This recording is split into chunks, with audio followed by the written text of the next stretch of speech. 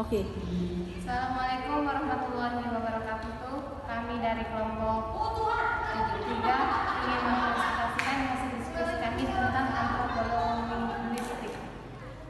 Yang saya sebagai moderator, nama saya Rizka Hidayah Siregar, NPM 20200430.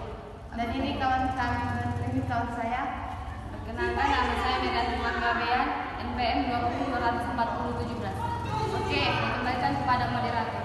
Baik, selanjutnya kita akan membahas tentang materi selanjutnya yang akan diperjelas oleh kawan kami dan Medan Margabean.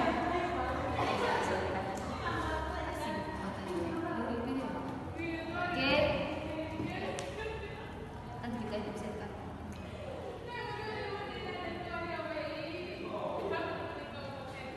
Oke, saya akan menjelaskan tentang antropologistik, di mana antropologistik itu seperti budaya atau kebahasaan, di mana kan sering kita dengar apa sih itu budaya, apa sih itu bahasa. Jadi di sini ada pengertian antropologistik. Yang ini ya nak,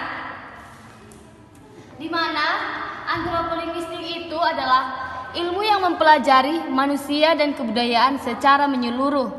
Di suatu pihak, manusia adalah pencipta kebudayaan, tapi hak lain kemudian yang menciptakan manusia sesuai dengan lingkungannya.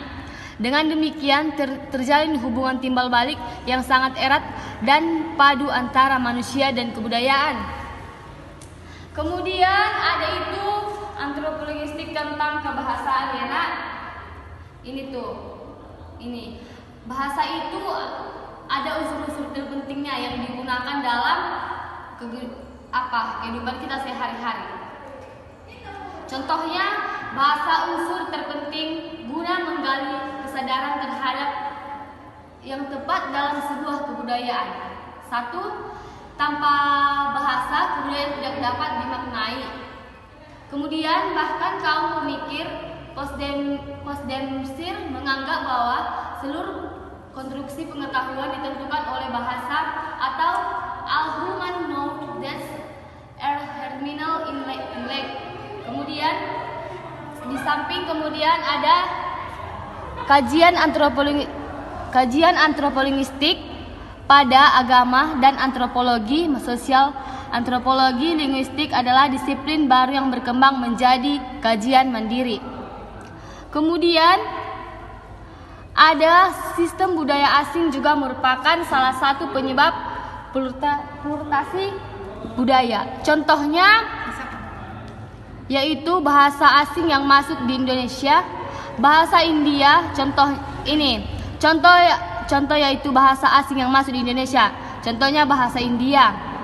India telah masuk sejak zaman kerajaan kuno. Bahasa India sangat mempengaruhi bahasa di Bali. Oke, jadi bahasa India ini sangat menyeluruh sekarang di Bali ya nak. Oke, yaitu istilah antropologistik paling sedikit ada 3 relasi penting yang perlu diperhatikan. Ini ada yang pertama, kedua, dan ketiga. Yang pertama itu adalah hubungan antara bahasa dengan satu budaya yang bersangkutan. Artinya, ketika kita mempelajari suatu budaya, kita juga bahkan harus mempelajari bahasanya dan ketika kita mempelajari budayanya. Oke. Kemudian ada antropologistik itu menurut para ahli. Oke. Coba akan saya kembalikan kepada moderator. Apa itu pengertian antropologistik menurut para ahli?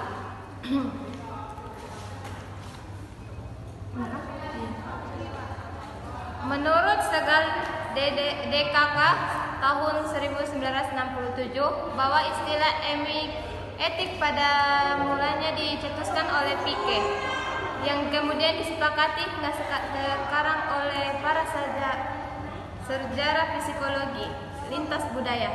Piaget mulai melihat adanya gagasan yang sejalan dalam pendekatan antara rumusan dan material teori dengan fenomenik. Oke.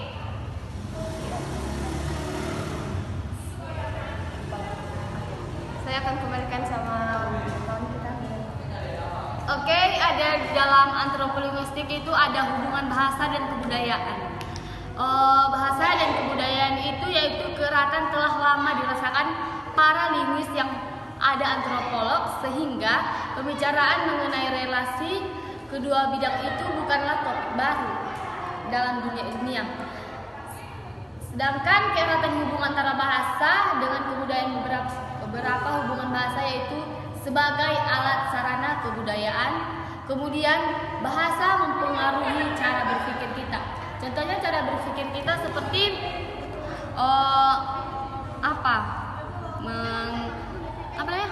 menimbul cara berpikir kita itu menunjukkan ide-ide atau memaparkan pokok-pokok yang ada dalam pikiran kita. Kemudian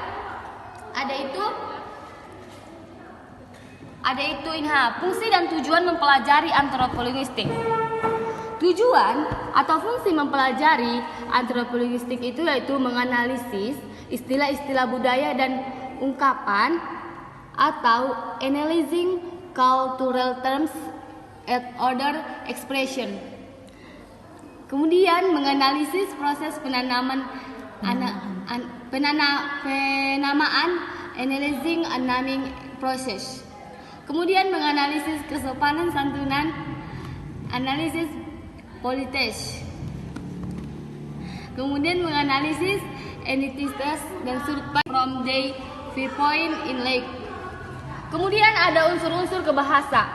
Meskipun demikian, hubungan antara penanda dan tanda titik simbolis fungsional hubungan kedua bersifat arbiter atau tidak teratur, sembarangan, kecelakaan, atau kesepakatan terlebih dahulu. Kemudian, cukup sekian yang bisa saya sampaikan. Saya kembalikan kepada moderator. Oke, cukup sekian dari hasil diskusi kami. Kami tutup dengan Assalamualaikum warahmatullahi wabarakatuh.